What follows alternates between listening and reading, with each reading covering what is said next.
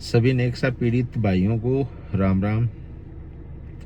पीड़ित भाइयों, काफ़ी कोशिशें करी, सरकार से भी संपर्क करने की कोशिश करी। राजस्थान के मुख्यमंत्री भजनलाल शर्मा जी को काफ़ी बार कॉल किया मैंने, सैकड़ों टाइम कॉल किया, इस मामले के बारे में अवगत भी करवाया, मीडिया के सामने भी मैंने उनको कॉल किया, परंतु जैसे ही नेक्सा एवरग्रीन कंपनी के मामले का नाम लेते हैं सबके मुंह बंद हो जाते हैं। चाहे वो राजस्थान का मुख्यमंत्री हो, चाहे वो राजस्थान के पुलिस अधीक्षक हो, डीजीपी हो, किसी के भी सामने नेक्सा एवरग्रीन कंपनी के मामले की जैसे ही बात करते हैं सबके मुंह पे ताले लग जाते हैं। और जहां तक आज 1.5-2 साल में निष्कर्ष निकला है कि सबसे बड़ी कमी है पीड़ित साथियों की, क्योंकि पीड़ित भाई साथ नहीं आते हैं, साथ देते नहीं हैं, या वो ये सोचते हैं कि क्या पता हमारा काम घर पे बैठे निकल जाएगा, या जो कुछ लोग लड़ाई लड़ रहे हैं क्या पता उनके साथ हमारा काम हो जाएगा। और कुछ पीड़ित भाई हैं जो दूर के हैं, वो कोशिश कर रहे हैं कि चोरों को किसी भी प्रकार अपने स्टेट में लाया जाए, या एफआईआर करवाने की भी कोशिश कर रहे हैं। चोरों की एफआईआर तुरंत प्रभाव से हो जाएगी। आप अगर आज रणवीर बिजानिया को एक अपशब्द भी बोलोगे तो पुलिस रणवीर बिजानिया आए या नहीं आए लेकिन एफआईआर दर्ज कर लेगी। लेकिन आपके साथ, हमारे साथ करोड़ों लाखों रुपए की ठगी हो गई, लेकिन पुलिस को एविडेंस चाहिए फिर। लेकिन उन चोर जब भी एफआईआर दर्ज कराते हैं उनको किसी प्रकार की एविडेंस की जरूरत नहीं है, तुरंत एफआईआर दर्ज कर लेते हैं।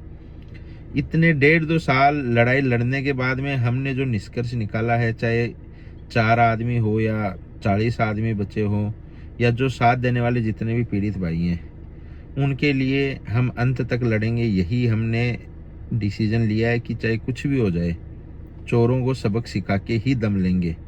अभी रणवीर बिजानिया ने पैरोल ली थी अपने बाप के बीमार होने के नाम से, और ये लोग कितने गिरे हुए हैं आप इस चीज़ से अंदाज लगाओ कि कोई माँ के मरने पे पैरोल लेके आता है लेकिन वो घर पे नहीं जाता है, फरार होता है, दूसरे कामों में भागता है, इधर उधर पीड़ितों के पैसे के गबन करने में लग जाता है। आज रणवीर बिजानिया बाप के हार्ट की प्रॉब्लम को दिखा के पैरोल पे आए 30 दिन के, लेकिन वो घर ना जाके धोलेरा गुजरात में जो पीड़ितों की संपत्तियां हैं, पीड़ितों के पैसे से जो संपत्ति खरीदी है उसको नष्ट करने में लग गया है। पुलिस प्रशासन को हमने शिकायत दी है, रिटर्न में शिकायत दी है, रिसीव्ड ली है। हमने डीजीपी और एडीजी क्राइम दिनेश एमएन साहब को ईमेल भी किया है, ईमेल की रिसीव्ड भी ली है, लेकिन किसी प्रकार का रिस्पॉन्स नहीं आने के कारण अब हम जोधपुर हाई कोर्ट में लगा रहे हैं कि भाई ये पैरोल का मिसयूज कर रहा है। कोर्ट कभी ये बाप के बीमार होने के नाम की पैरोल लेके सबूतों को मिटाएगा, कभी किसी के मरने के नाम की पैरोल लेके या बीमार होने के नाम की पैरोल लेके सबूतों को मिटाएगा। तो इसकी पैरोल की प्रक्रिया को रद्द किया जाए, क्योंकि ये गुजरात में घूम रहा है, जिसके एविडेंस भी हमने कलेक्ट कर लिए हैं, जिसमें मदन गढ़वाल, संजय पिलानी इसके साथ हैं। साथियों, मदन गढ़वाल, संजय पिलानी एक ऐसे मोहरे हैं इसके, जो आज बाहर पीड़ितों के पैसे को लूटने में लगे हुए हैं। सबसे मुश्किल काम यह है कि पीड़ित भाई सहयोग नहीं कर रहे हैं। अगर पीड़ित भाई सहयोग करें तो ये काम इतना मुश्किल भी नहीं है जितना लग रहा है। पीड़ित भाई सहयोग करेंगे तो चोरों को आसानी से सजा मिलेगी, पीड़ितों को उनका पैसा मिलेगा। अभी संजय पिलानी और मदन गढ़वाल, सभी पीड़ित भाइयों से मेरा निवेदन है कि संजय पिलानी और मदन गढ़वाल से जिसने भी जमीनें खरीदी हैं या जिसने भी अपनी रजिस्ट्री करवाई है श्री श्याम बिल्डर्स के नाम से, वो रजिस्ट्री की कॉपी, अपना एफिडेविट या एफआईआर की कॉपी अगर वो हमें उपलब्ध कराते हैं।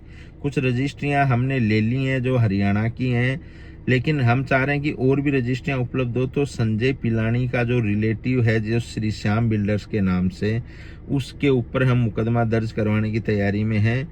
तो उसमें समीर खान गवाह है, कई रजिस्ट्रियों में हमने जो निकलवाई हैं अभी। तो साथियों, जिन्होंने भी इनसे, सबसे निवेदन है मेरा हाथ जोड़ के कि जिन्होंने भी इनसे, हम ये नहीं कह रहे आप जमीनें ली हैं वो जमीनें वापस कर दो, हम तो आपसे ये चाह रहे हैं कि आपके साथ जो फ्रॉड हुआ वो बाकी पीड़ित साथियों के साथ भी हुआ, आपके भाइयों के साथ भी हुआ है। तो आपने जो रजिस्ट्रियां करवाई हैं और आपकी जो एफआईआर की कॉपी है वो हमें उपलब्ध कराएं, ताकि चोरों की जो अन्य जमीनें उनको भी सीज करवाया जा सके, वह इनको कड़ी से कड़ी सजा मिले। साथियों, सहयोग बना के रखोगे आप, तब ही हम कुछ कर पाएंगे, क्योंकि आपके सहयोग से ही हम चल रहे हैं। कोई अकेला चना बाढ़ नहीं फोड़ सकता, ये आपकी सुना हुआ आपने भी।